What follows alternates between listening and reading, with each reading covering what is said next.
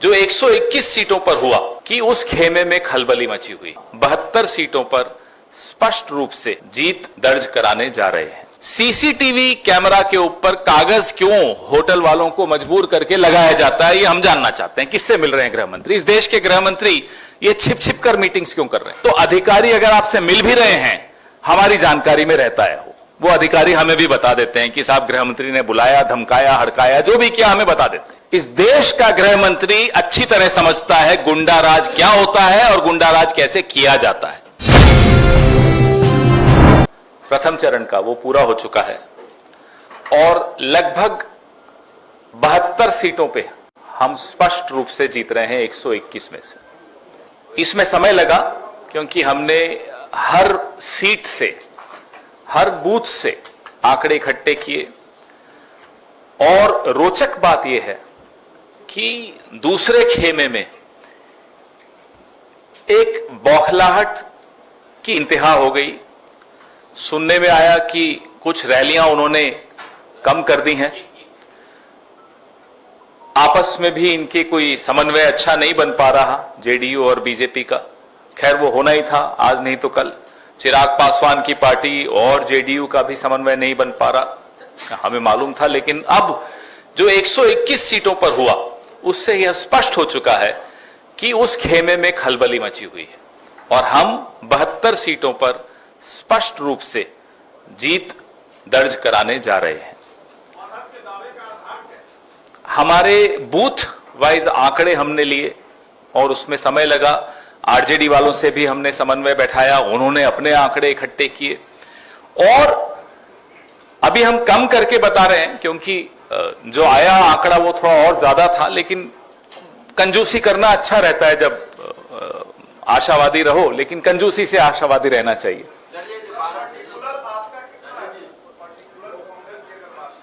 बहत्तर में हमारे भी अच्छे हैं, चिंता मत कीजिए। पिछली बार का स्ट्राइक रिकॉर्ड हम तोड़ने वाले हैं, अच्छी तरह से तोड़ने वाले हैं।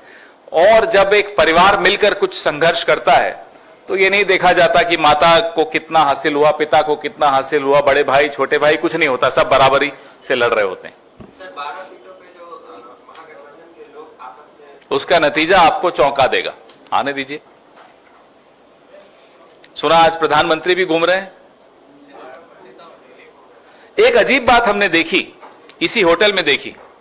जब गृह मंत्री इस होटल में आते हैं तो लिफ्ट के सीसीटीवी के ऊपर कागज चिपका दिया जाता है। तो हमें नहीं समझ में आया कि गृह मंत्री यहां किससे मिलने आ रहे हैं, किसका मुंह छिपाया जा रहा है, किससे डर डर के छिप छिप कर मिलना पड़ रहा है। क्या वो अधिकारी हैं, कौन है? इसका जवाब हम उम्मीद करते हैं गृह मंत्री देंगे।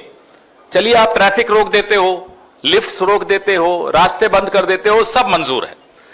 सीसीटीवी कैमरा के ऊपर कागज क्यों होटल वालों को मजबूर करके लगाया जाता है, ये हम जानना चाहते हैं। किससे मिल रहे हैं गृह मंत्री? इस देश के गृह मंत्री ये छिप छिप कर मीटिंग्स क्यों कर रहे हैं?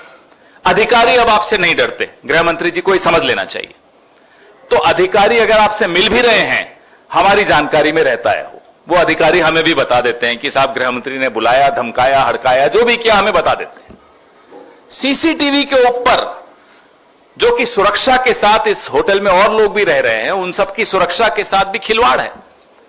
यह जानकारी हम उम्मीद करते हैं कि आप सब साथी अगली बार गृह मंत्री मुखातिब हो आपसे तो पूछिएगा कि आप ऐसे कौन सी मीटिंग्स करते हो जो आपको छिप छिप कर करनी पड़ती है, खुलकर क्यों नहीं करते मीटिंग्स? किससे डरते हो?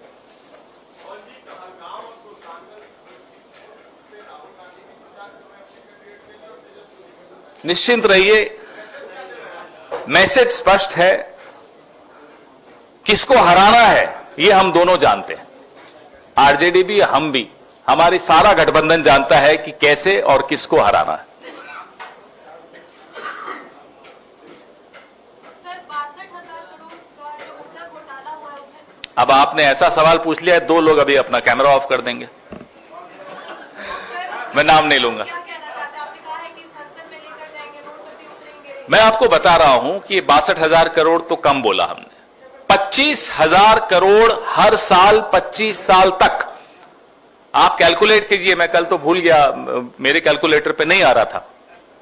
25,000 करोड़ 25 साल तक 7 रुपए प्रति यूनिट बिजली बिहार के उपभोक्ता को खर्च करने पड़ेंगे।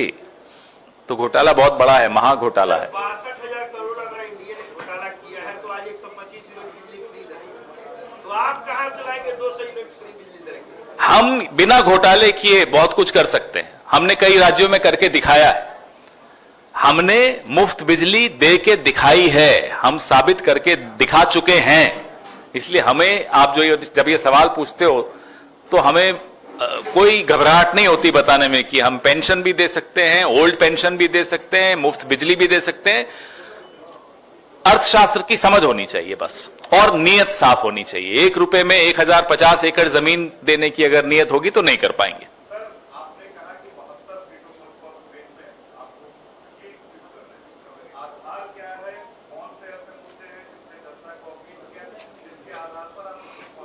अच्छा सवाल है आपका। 2-3 मुद्दे निकल कर आए। बेरोजगारी बहुत बड़ा मुद्दा निकल कर आया। नौजवान तमाम और कारणों से ऊपर उठकर नौजवान खुलकर अपने गुस्से का इजहार कर रहा है। नंबर 2, एंटी इनकम्बेंसी बहुत ज्यादा हर वर्ग में दिखाई दी कि भाई बहुत हो गया, अब मौका किसी और को देना चाहिए। और नंबर 3, जितनी बार प्रधानमंत्री बिहार में आकर मुंह खोलते हैं, पहले तो वोट कम हो रहे थे, अब सीटें कम होती हैं। तो प्रधानमंत्री इस चुनाव में विपक्ष के लिए सबसे बड़े स्टार कैंपेनर बन के उभरे हैं, हम सबके लिए। सर, जिस तरह से तेज प्रताप यादव ने कल रोजगार और नौकरी के साथ सहमति जताई, ये बोला कि जो देगा उसके साथ करे, साथ में रवि किशन कहीं ना कहीं असहज महसूस कर रहे हैं, क्या कहेंगे? अब वो तो उनके बीच का क्या है हमें नहीं मालूम। मैं ये जानता हूं, यहां हम बैठे या वहां आप बैठे, किसी से आप बात कर लीजिए, हमारे होटल के साथी भी यहां खड़े हैं। बेरोजगारी एक ऐसा मुद्दा है जो हर घर का एक मुद्दा है, हर परिवार का मुद्दा है, हर मोहल्ले का मुद्दा है, हर टोले का मुद्दा है, हर गांव का मुद्दा है। आप निश्चिंत रहिए, इतना मैं आपको कह सकता हूं कि जिन लोगों ने 2 करोड़ नौकरियों का वादा करके 2014 में सत्ता हासिल की थी, कुछ वक्त के बाद कह दिया था जुमला था, हम ऐसा नहीं करने वाले, हम करके दिखाएंगे।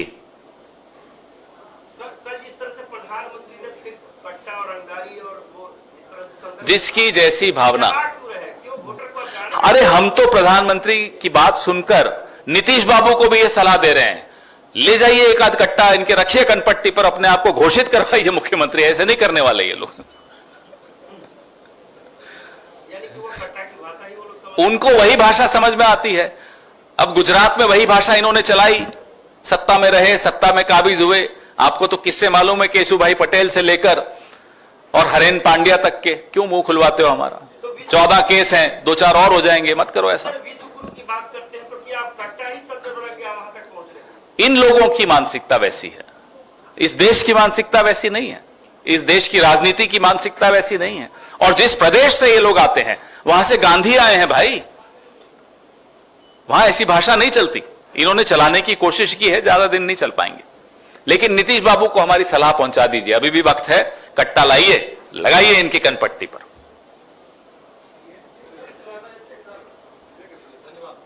लेकिन ये जरूर मुझे जवाब दिलवाइएगा कि ये छिप छिप कर गृह मंत्री इस होटल में किससे मिल रहे हैं।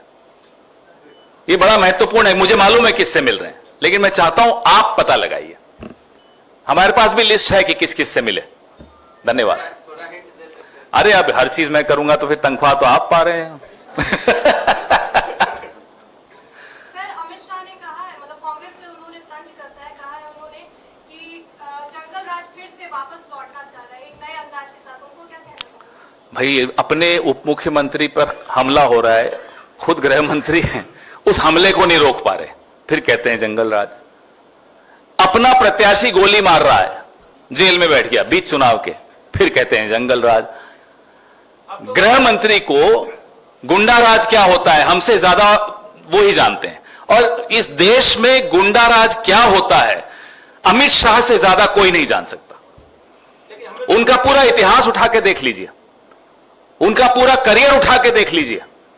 इस देश का गृह मंत्री अच्छी तरह समझता है गुंडा राज क्या होता है और गुंडा राज कैसे किया जाता है। लेकिन यहाँ के उप मुख्यमंत्री तो ज्यादा समझ रहे हैं, वो अपने बयान में तो गुंडा राज सीधे कर रहे हैं। हाँ, तो बेचारे भुक्तभोगी हैं, कंट्रोल ही नहीं कर पा रहे, अपने ऊपर हमला नहीं रोक पा रहे, वो क्या खाक सुरक्षा करेंगे बिहार के लोगों की? तभी तो यहां खेमका जी को मार दिया जाता है, अगवा किया जाता है लड़कियों को, 9 मर्डर होते हैं रोज। इसीलिए होता है ना कि ये गुंडा राज चल रहा है यहां।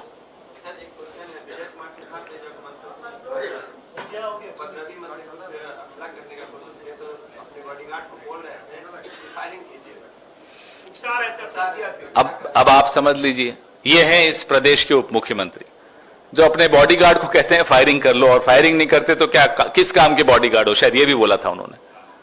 फिर कहते हैं कि वो नशे में कोई था। अरे आप, हमने तो सुना यहां शराबबंदी है तो नशे में कैसे उनके साथ कोई घूम रहा है, बताइए। धन्यवाद।